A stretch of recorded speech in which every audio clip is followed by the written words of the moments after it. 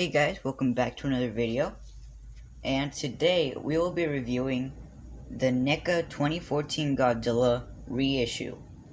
So firstly, as always, let's take a look at the box.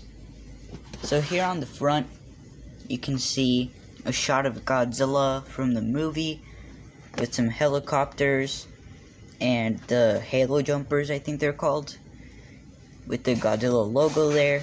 No logos on the front, surprisingly. Then a side shot of Godzilla there. It's the same shot, but it looks a little cooler. On the side, some shots of the figure itself with a description, which you can pause the video if you would like to read that. Very cool shots there. Basically same thing as on the other side. And on the front, it's the clear plastic viewing of Godzilla himself and a shot of the figure. So let's go ahead and unbox him. So as per usual, I have my little knife here, which I will use to cut open the top.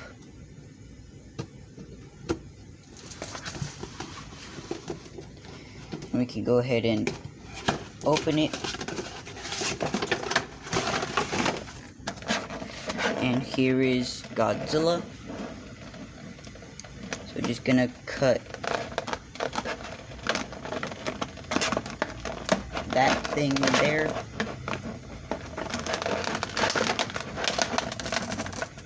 If I can. Here, 1 second. Here I have some better scissors, so I can actually get them out.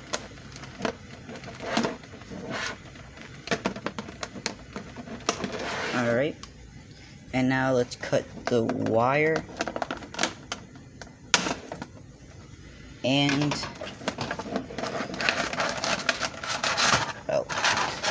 there's one on the foot, so if we can just cut that.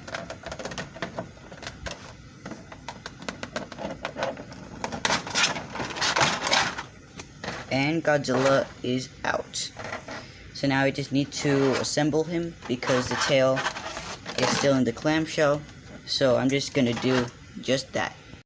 Alright, so now that Godzilla is out of the package and assembled, let's take a closer look at him.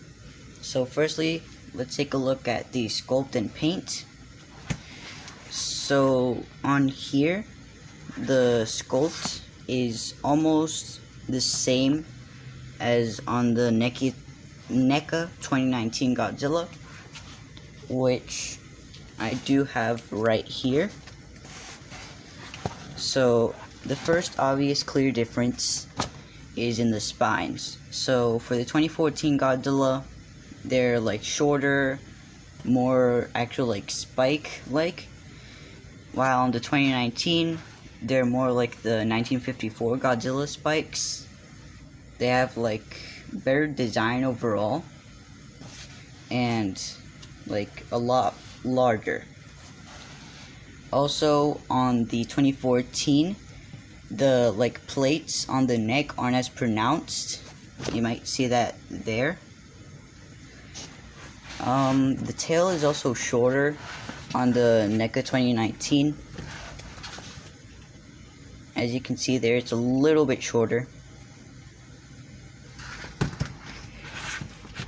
And on the feet, it's also a different sculpt. Like on the 2014, it's more elephantine. But apart from that, it's pretty much essentially the same sculpt. So it does look very movie accurate because Neca did have the movie files for this one. And you can see that it does look a lot like the Godzilla from the movie. And as always, it has great amounts of detail. Although I do think that the spines do look a bit soft in detail. Like they don't have that much. But in the body, it does have a lot of detail and it looks very nice. I do also like the paint on this version more than on the 2019 because it is darker. It looks a lot cooler. So on the main body, the main color is like this dark grayish. It's not completely black. It's like a very dark gray with a sort of a wash of like a lighter gray. And on the chest, you can see there's a little bit of a dry brush of brown. Sorry if you can't see it too well. It's a little bit dark. So yeah, very, very nice sculpt and paint. Now for the articulation. Again, it is essentially the same as the 2019 Neca Godzilla, except there are some differences. On mine, let's start up at the head. So for mine, the head in the jaw, it was actually like really tight at first. Like I had to put in a bit of force to move the jaw. And also you can see that hopefully you can see that the tongue sculpt is actually different to the 2019's tongue sculpt. But anyways, I would also like to add that the eyes are a lot better on the 2014 than on the 2019. But anyways, for the articulation on the jaw, I did have to force it a bit, and it still can't really like close fully. So that is quite unfortunate, but it's not too bad. Like, it's not terrible, but that is kind of disappointing. Now for the head, there's a ball joint, so you can move it around pretty well. On the base of the neck, I'm pretty sure it's also a ball joint. You can also spin both joints 360 individually. So that is very cool. For the arms, they can swivel 360. They can also go out about that far. So they actually go out a bit further than the Neca 2019, I feel like. For the elbows, they do have a swivel hinge, so they can straighten out pretty well. Bend about that much, and swivel 360. For the wrists, again, it's a swivel hinge, so it can swivel 360. And the hinge allows them to move up and down quite a bit. Now for the waist joint, it doesn't have much articulation, like at all. It can go up about that far, down about that far, and it can swivel 360, so it's not too bad of a waist joint or an ab crunch, whatever you want to call it. For the legs at the base, they swivel 360. For the and I think that they're on a ball joint, but they don't really go out much. Like they just wiggle outwards a bit. For the knees, they bend about that far, go forward about that far,